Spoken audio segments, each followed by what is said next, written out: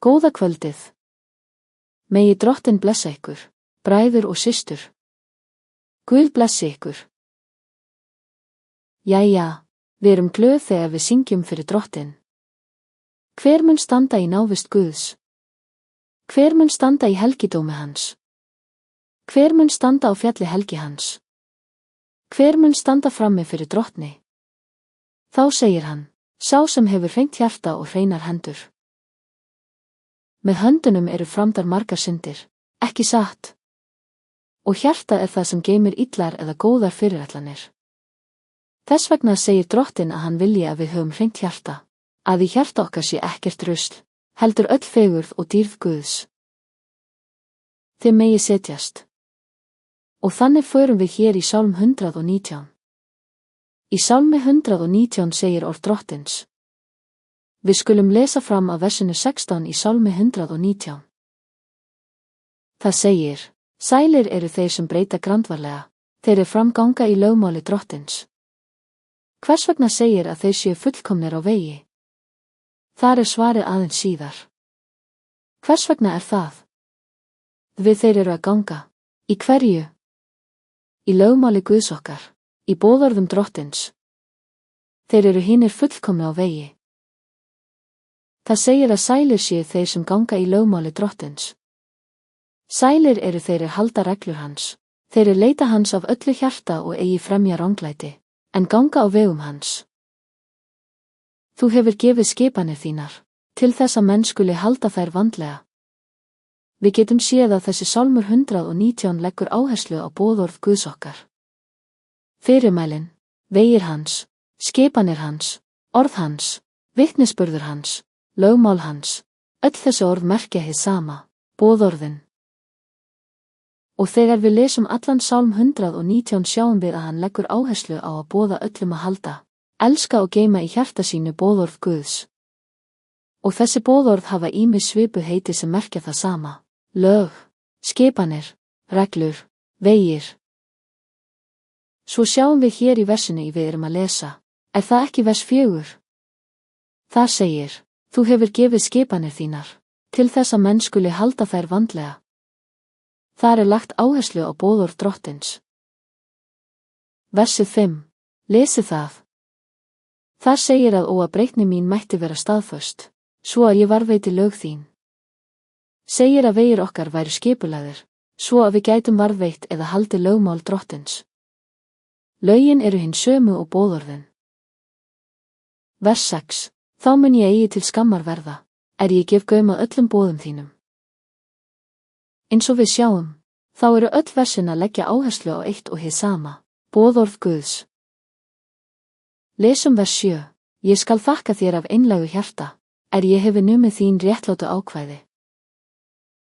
Það, réttlátu reglunar, eru boðorð Drottins. Vers 8. Ég vil gæta laga þinna. Þá mynd þú alls ekki yfirgefa mig, hér stendur laga þinna. Það hið sama. Haldið áfram með vers 9. Með hverju getur ungur maður haldið vegi sínum hreinum? Með við að gefa gaum að orði þínu. Hér stendur ekki boðorð né fyrirmæli, heldur, hvað? Orðið, orð Guðs. Með hverju hreinsar ungur maður veg sinn? Með við að halda orð eða boðorð Drottins. Vers 10. Ég leita þín af öllu hjarta, lát mig eigi villast frá boðum þínum, þar það endurtekið. Haldið áfram með vers 11. Ég geymi orð þín í hjarta mínu, til þess að ég skuli eigi synda gegn þér, hér stendur ekki boðorð né fyrirmæli, heldur, hvað? Orðin, sem hið sama. Vers 12. Lofaður sért þú, Drottinn, kenn mér lög þín. Haldið áfram. Með vörum mínum tel ég upp öll ákvæði munns þíns. Hér stendur dómar, sem hið sama og fyrirmæli, orð, boðorð. Eins og þið sjáuð, þá við lýst með mismunandi orðum, en merkingin sú sama. Drottinn leggur áherslu á að raunverulegur sigur og sigrar mannsins liggja í við að halda, varðveita að framkvæma boðorð Guðs. Skipanir hans, orð hans, fyrirmæli hans, að gefa þeim gaum og framkvæma þau. Þetta ætti að vera allt líf mannsins. Allir menn ættu að leita Guðs á þennan hátt. En við hér, sem erum hér saman komin, öll höfum við köllun. Guð hefur kallað ykkur og fært ykkur hingað. Hann hefur gefið ykkur hvert og eitt hlutverk, starf, þjónustu, að miðla, boða og prédika orð Drottins. Höldum áfram í versinu 14. Yfir vegi vitnisburða þinna gleðst ég eins og yfir alls konar auði, þar er talað vitnisburði, sem er hið sama og boðorð. Fremur en yfir öllum auði. Haldið áfram í versinu 15. Fyrirmæli þín vil ég íhuga og skoða vegu þína, sjáið. Boðorðin og vegir Drottins eru hið sama. Og í versinu 16 stendur, ég leita unaðar í lögum þínum. Gleymi eigi orði þínu, lofað sé nafn Drottins. Hversu fallegt, bræður mínir, þegar við lesum orðið, en lesum það íhugandi, hugleiðandi hvert orð, hvert vers í Biblíunni. Þannig eigum við að lesa Biblíuna, með hjartanu, íhuga, greina, til þess að skilja, til þess að meta og kunna að þakka fyrir þessi rit, sem eru orð Guðs. Við Biblían er orð Guðs. Þetta eru ritin sem hann bauð að yrðu skrifuð fyrir hendi þjónana sinna. Allir þjónar hans, spámennirnir frá Mós og áfram, allir voru þeir vitni, þeir gengu með Guði, hlýddu orði hans, vegum hans, fyrirmælum hans. Og Drottinn sagði við þá, skrifaðu þetta í bók. Skrifaðu þetta í bók fyrir komandi kynslóðir. Við erum sú kynslóð, og enn kemur önnur kynslóð. Og þau eiga einnig að gleðjast yfir þessum undursamlegu ritum. En það er þegar við lesum þau með hjartanu, með skilningi, íhugandi, metandi og verðandi. Ég veit ekki hvort einhver ykkar hafi þegar uppgötvað að Sálmur 119 er að tala hið sama í hverju versi. Kannski hefur einhver ykkar þegar séð það. Og hversu fallegt er það, hversu dásamlegt, að hugleiða og lesa orð Drottins á þennan hátt. Og megi Guð hjálpa hverju og einu okkar. Megi Guð hjálpa okkur að halda áfram. Hversu lengi? Þar til við verðum hvað?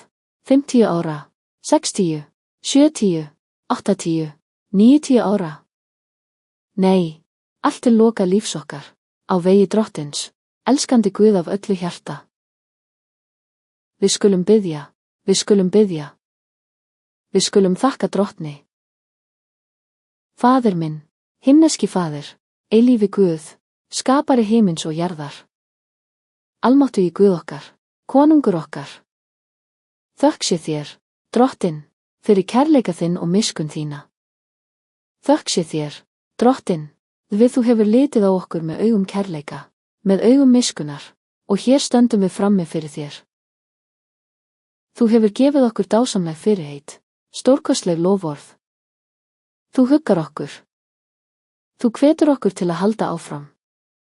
Þú gefur okkur kjark, þú gefur okkur styrk, þú gefur okkur gleði í innstu sál. Þú gefur okkur eldmóð, von. Við vonum á þig, við treystum þér, Drottinn minn. Þökk sé þér, eilífi Guð. Kærleikur þinn er ofar öllu. Heilagi Faðir, við lofum þig. Við gefum þér heiður, dýrð og lofgjörð. Þökk sé þér fyrir miskunn þína, fyrir kærleika þinn. Þökk sé þér, Drottinn, fyrir lífsnauðsynjar, fyrir daglegt brauð. Þökk sé þér fyrir heilsuna, þökk sé þér fyrir lífið.